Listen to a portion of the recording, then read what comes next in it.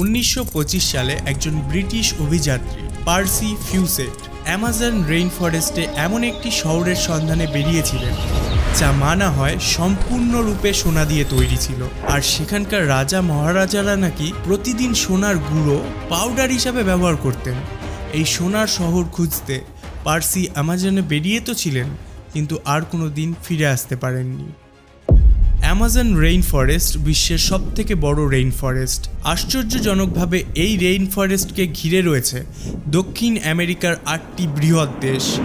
এই জঙ্গলটি প্রায় 7 কোটি বর্গমিটার জুড়ে বিস্তৃত, যাতে ভারতের মতো 2টি দেশ এবং বাংলাদেশের মতো 45টি দেশ ফিট হয়ে যেতে পারে। আর সবথেকে বড় বিষয় হলো, যেমন আমরা আজ পর্যন্ত সমুদ্রের 5%ই জানতে পেরেছি, তেমনি অ্যামাজন রেইন ফরেস্টেরও একটি বড় অংশ আমাদের কাছে আজও অজানা। বিজ্ঞানীদের মতে অ্যামাজন জঙ্গলে উদ্ভিদ, প্রাণী বা যেসব জীবাণুর অস্তিত্ব রয়েছে তার মধ্যে মাত্র 10%ই শনাক্ত করা গিয়েছে।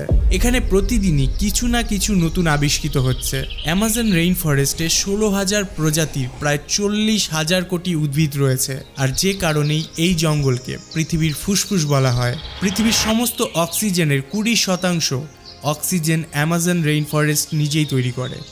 একটি অনুমান অনুসারে প্রায় 20 লক্ষ মানুষ অ্যামাজন জঙ্গলে বাস করে, যাদের বাইরের পৃথিবীর সাথে কোনো রকম যোগাযোগই নেই। কারণ যেমনটা আমরা আগেই জেনেছি, অ্যামাজনের একটি বড় অংশ এখনও পর্যন্ত অনাবিষ্কৃত। অর্থাৎ অ্যামাজনের এই জঙ্গলের নিচে এখনও এমনও অনেক রহস্য লুকিয়ে আছে যা বিশ্বের কাছে অমীমাংসিত। আজ আমরা এই অ্যামাজন রেইন ফরেস্টেরই এমনই কিছু অজানা রহস্য সম্পর্কে জানব, যা আপনি প্রথমবার জানতে চলেছেন।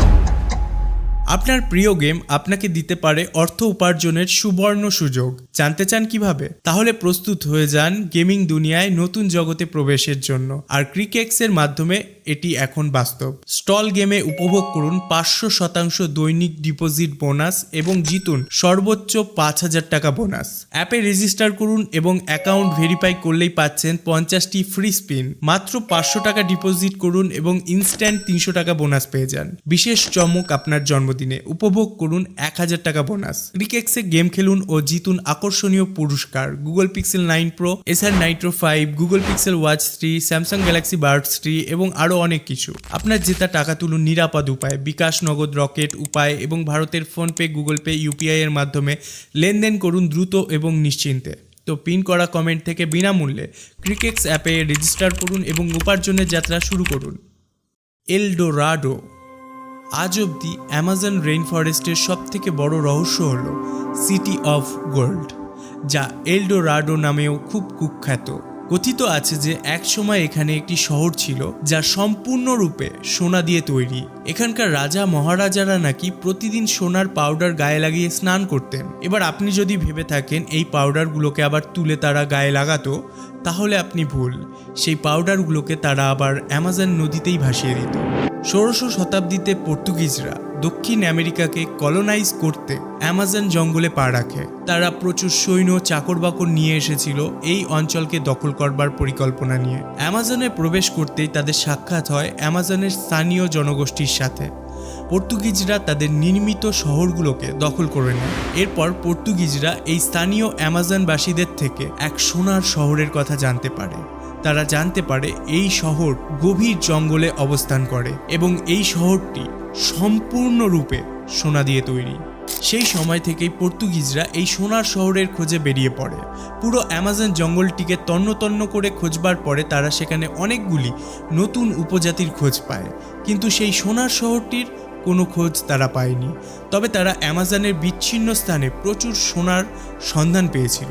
এরপরেও 200 বছর এই সোনার শহরের অনুসন্ধান হয়েছিল বিভিন্ন ইউরোপিয়ানদের দ্বারা, কিন্তু শেষমেশ এলডোরাডোকে অ্যামাজনের জনগোষ্ঠীর মন গড়া গল্প হিসাবে অবাস্তবিক শহর হিসাবে ঘোষিত করা হয়। তারপর 1900 শতাব্দীতে একজন ব্রিটিশ অভিযাত্রী পার্সি ফাউসেট আবারও সেই সোনার শহরকে অন্বেষণ করবার সিদ্ধান্ত নেন। তিনি ইতিমধ্যেই অ্যামাজনে মোট 8টি অভিযান করে ফেলেছিলেন, কিন্তু এই সময়ে তিনি ইউরোপিয়ানদের দ্বারা উল্লেখিত অন্যান্য শহরগুলোকেও সঠিকভাবে খুঁজে পাননি।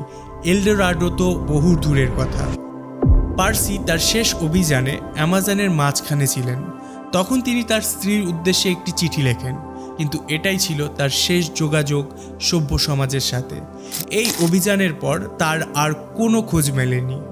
9 মে 1925-এ যেদিন তিনি নিখোঁজ হয়েছিলেন, সেই দিন তিনি ব্রাজিলের মাটো গ্রাসো বনাঞ্চলে ছিলেন।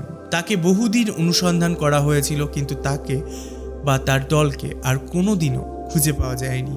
এরপরে অনেক কনস্পিরেসি থিওরি রটে যে পার্সি শেষ অবধি হয়তো সেই সোনার শহরকে খুঁজে পেয়েছিলেন এবং তিনি সেই শহরেই চিরকালের মতো থেকে গেছেন। কিন্তু সেই সময়কার জিওলজিস্টরা এটা বিশ্বাস করতেন যে যেখানে পার্সি নিখোঁজ হয়েছিলেন সেই জায়গাটি মানুষের জন্য মোটেও বসবাসযোগ্য নয়। তাই সেই স্থানে কোনো জনবসতির খোঁজ পাওয়া বা সেই স্থানে একটি আস্ত শহরের অবস্থান মোটেও কল্পনীয় নয়। তাই হয়তো পার্সি এবং পার্সির দল প্রতিকূল পরিস্থিতিতে কোনো দুর্ঘটনাতে মৃত্যুবরণ করে এবং অ্যামাজনের অন্যান্য প্রাণীরা তাদের শরীরকে খেয়ে ফেলে। কিন্তু সময়ের সাথে সাথে প্রযুক্তির উন্নয়ন ঘটে, আর এখন জানা যায় অ্যামাজনের ওই স্থানের মাটিতে এমন কিছু চিহ্ন পাওয়া গেছে যা প্রমাণ করে ওই অঞ্চলে একসময় শুধু জনবসতিই নয়, পুরো একটি শহর অবস্থিত ছিল। তাই এখনকার অনেক জিওলজিস্ট মনে করেন প্রকৃতপক্ষে পার্সি ফাউসেট যে স্থানটিতে খোঁজ করেছিলেন সেটি সম্পূর্ণরূপেই সঠিক স্থান ছিল, কিন্তু এটিকে খুঁজে পাওয়ার জন্য সঠিক উপকরণ পার্সি ফিউসেটের কাছে ছিল না। কারণ গবেষকরা যখন এই অঞ্চলে রিসার্চ শুরু করেন তখন অনেক জায়গায় মাটির নিচে মানুষের বজ্র এবং কঙ্কাল খুঁজে পান। বিজ্ঞানীরা অ্যামাজনের বেশ কয়েকটি স্থানে লিডার স্ক্যানিং ডিভাইস ব্যবহার করে স্ক্যান করে পায় এই জঙ্গলের মাটির নিচের স্তরে পাথরের কাঠামো লুকিয়ে রয়েছে, যা সময়ের সাথে সাথে বনতলে ঢাকা পড়ে গেছে। ন্যাশনাল জিওগ্রাফির একটি দল ক্যারিবিয়ানের সাহিলের 15 কিলোমিটার অভ্যন্তরে এমন একটি শহর খুঁজে পেয়েছেন যেখানে 2500 বছরের পুরনো একটি আস্ত শহরের কাঠামো পাহাড়ের নিচে সমাহিত অবস্থায় রয়েছে। কিন্তু প্রশ্ন হলো, এর মধ্যে কোনটি এলডোরাডো এবং এত বড় অ্যামাজন জঙ্গলে এটি কোথায় অবস্থিত তা আজও সায়েন্টিস্ট কমিউনিটির কাছে একটি রহস্য হিসাবেই রয়ে গেছে। হামব্যাক ওয়েল 2019-এ উত্তর ব্রাজিলের অ্যামাজন জঙ্গলের মারাজো দ্বীপে একটি মৃত হামব্যাক ওয়েলের খোঁজ পেতেই বিজ্ঞানীরা চমকে ওঠেন। এটি আসলে একটি 10 টন ওজনের শিশু তিমি ছিল। তিমিটির মৃত্যু আশ্চর্যের বিষয় ছিল না, তার মৃত্যুর সময়টি ছিল প্রাকৃতিক নিয়মের বিরুদ্ধে। সাথে তিমিটি অ্যামাজন নদীর তীরে মাটির ওপরে পড়েছিল। অক্টোবর থেকে নভেম্বর মাসে, মানে শীতের শুরুতে, প্রচুর তিমি মাছ অ্যামাজন জঙ্গলের কাছে এসে সমুদ্রের উষ্ণ জলকে উপভোগ করে। কিন্তু ডিসেম্বর মাসের শুরুতেই এরা খাবারের সন্ধানে দক্ষিণ আটলান্টিক মহাসাগরের আন্টার্কটিকার দিকে চলে যায়। তাই ফেব্রুয়ারি মাসে, তাও আবার অ্যামাজন জঙ্গলের গভীরে, এই তিমিটি কিভাবে মারা গেল? তদন্তে জানা যায় যে তাকে খুঁজে পাওয়ার মাত্র 4 দিন আগেই তিমিটি মারা গিয়েছিল। এই তিমির শরীরে কোনো আঘাতের চিহ্নও ছিল না, যে কারণে অনেক প্রশ্ন উঠে আসে যে কেন ফেব্রুয়ারি মাসে এই তিমিটি আটলান্টিক মহাসাগরের এই অঞ্চলে ছিল, আর কেনই বা সে সমুদ্র ছেড়ে অ্যামাজন নদীতে এসেছিল। আর শুধু অ্যামাজন নদীতেই নয়, অ্যামাজনের গভীর জঙ্গলে কি করে প্রবেশ করলো, সর্বশেষ তিমিটি কিভাবে জল থেকে ডাঙায় পৌঁছালো, আর এই সব কটি প্রশ্নের উত্তর আজও অবধি জানা সম্ভব হয়নি। History of indigenous people of Amazon. যখন আপনি এমন চিত্র দেখেন যেখানে একটি প্লেনকে উঠতে দেখে আদিবাসীরা তীর ছোড়ে, তখন আপনি নিশ্চিত হন যে আর যাই হোক, এদের ইতিহাস জানা সভ্য সমাজের পক্ষে সম্ভব নয়। ইতিহাসবিদেরাও নিশ্চিত ছিল না যে অ্যামাজনে বসবাসকারী এই উপজাতিগুলো কখন এবং কোথা থেকে অ্যামাজন জঙ্গলে বসবাস স্থাপন করেছিল। আপনি যদি দেখেন পৃথিবীর ইতিহাসের বিভিন্ন স্থানের উপজাতিদের ইতিহাস কোনো না কোনো আকারে বর্ণিত রয়েছে, যার মাধ্যমেই আজকে আমরা জানতে পারি সেই সকল উপজাতিদের আসল ইতিহাস। তাই প্রত্নতাত্ত্বিকেরা এটা মনে করতেন অ্যামাজন জঙ্গলের আদিবাসীদের ইতিহাসও কোনো না কোনো আকারে বর্ণিত রয়েছে নিশ্চয়ই, আর তারা ঠিক ছিলেন। 2017 সালে প্রত্নতাত্ত্বিকেরা কলম্বিয়ার কাছে অ্যামাজন জঙ্গলের একটি পাহাড়ে কিছু চিত্র খুঁজে পান। তারা দেখেন এই সম্পূর্ণ চিত্র দেখবার জন্য তাদের বড় বড় পাথরগুলোকে পাহাড় থেকে আলাদা করতে হবে। এই বিশাল আকারের পাথরগুলো পুরোপুরি পাহাড়ের ভেতরে চাপা পড়ে থাকায় অ্যামাজন আদিবাসীদের ইতিহাস একটি রহস্য হয়ে পড়েছিল এতদিন। আর এই রহস্যের সমাধানের জন্য ওই চিত্রগুলির প্রকাশ পাওয়াটা খুবই প্রয়োজন ছিল। তাই প্রত্নতাত্ত্বিকেরা পাহাড়ের গায়ে খনন করতে শুরু করে। 13 কিলোমিটার খনন করবার পর জানা যায় একসময় এই পাথরগুলো একটি গুহার ভেতরে অবস্থান করত। অর্থাৎ বিজ্ঞানীরা অনুমান করতে শুরু করেন অ্যামাজনের আদিবাসীরাও গুহা চিত্র তৈরি করতে অভ্যস্ত ছিল, তার মানে তারা অনেক পুরনো উপজাতি। অনুমান সঠিক ছিল। 13 কিলোমিটার দীর্ঘ ওই গুহার ভেতর থেকে পাওয়া ওই চিত্রগুলো প্রায় 12,000 বছর পুরনো ছিল। সেই সময়কালটা ছিল তুষার যুগের সমাপ্তির সময়কাল। সে সময় এখানে ঘন জঙ্গল ছিল না, শুধুমাত্র ছিল বরফ। এই চিত্রগুলোতে এমন কিছু প্রাণীর চিত্র পাওয়া গেছে যা কেবল তুষার যুগেই জীবিত ছিল, যেমন ম্যাস্টাডন্স এবং জায়ান্ট স্লথস। এই চিত্রগুলো থেকে জানা যায় যে ওই যুগে মানুষেরা কিভাবে বসবাস করত এবং কিভাবে তারা নিজেদের চেয়ে বড় বড় প্রাণীর শিকার করত। সিল্কহেঞ্জ। 2013 সালে অ্যামাজন জঙ্গলের আরেকটি রহস্য আবিষ্কৃত হয়, যখন পেরুর কাছে এক কেমিস্ট্রির ছাত্র অ্যামাজনের এই অদ্ভুত জালের কাঠামোটি খুঁজে পান। এটি একটি গাছের পাতার উপরে নির্মিত ছিল, যা দেখে খুবই রহস্যময় মনে হচ্ছিল। এর ঠিক মাঝখানে রেশম দিয়ে তৈরি একটি শঙ্কু ছিল এবং এর চারিপাশে রেশমের তৈরি একটি বিশাল বেড়া ছিল। ছাত্রটি এই কাঠামোটির ছবি তুলে ইন্টারনেটে পোস্ট করে, কিন্তু আশ্চর্যের বিষয় হলো যে তখনও পর্যন্ত কেউ এই ধরনের কাঠামো দেখেইনি। এই বিষয়ে বিস্তারিত জানতে বিজ্ঞানীদের একটি দল পেরুর এই অঞ্চলটি প্রদর্শন করে, আর অল্প সময়ের মধ্যেই তারা 45টিরও বেশি এই ধরনের কাঠামো খুঁজে পায়। কিছু গাছের গায়ে এবং কিছু গাছের পাতায় তৈরি করা হয়েছিল এই কাঠামোগুলি। এই রহস্যময় কাঠামোর নাম দেওয়া হয়েছিল সিল্কহেঞ্জ।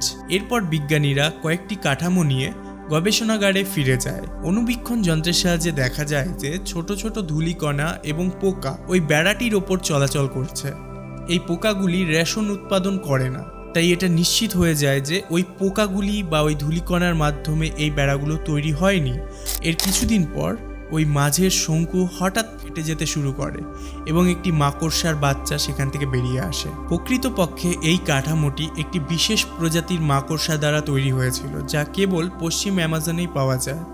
এই মাকড়সা তাদের ডিমের চারিপাশে এমনভাবে দেওয়াল তৈরি করে যাতে ছোট ছোট ধুলো পোকামাকড় এই দেওয়ালের মধ্যেই আটকা পড়ে যায়, এবং যখন তাদের বাচ্চা ডিম থেকে বেরিয়ে আসবে তৎক্ষণাৎ তার খাবার হিসাবে ওই পোকামাকড়গুলোকে সে পেয়ে যাবে। তো বন্ধুরা, এই ছিল অ্যামাজন জঙ্গলের কিছু রহস্য, যার মধ্যে কিছু ভেদ হয়েছে এবং কিছু ভেদ হতে এখনও সময় লাগবে। আপনাদের ভিডিওটি কেমন লাগলো? যদি ভালো লাগে অবশ্যই কমেন্ট বক্সে জানাবেন। এরকমই ভিডিও আরও পেতে অবশ্যই অদ্ভুত 10কে সাবস্ক্রাইব করে বেল আইকনে প্রেস করে নেবেন, আর ভিডিওটিকে শেয়ার করতেও ভুলবেন না, যাতে ইউটিউব ভিডিওটিকে পছন্দ করে। সর্বশেষে thanks for watching, stay happy, stay cool.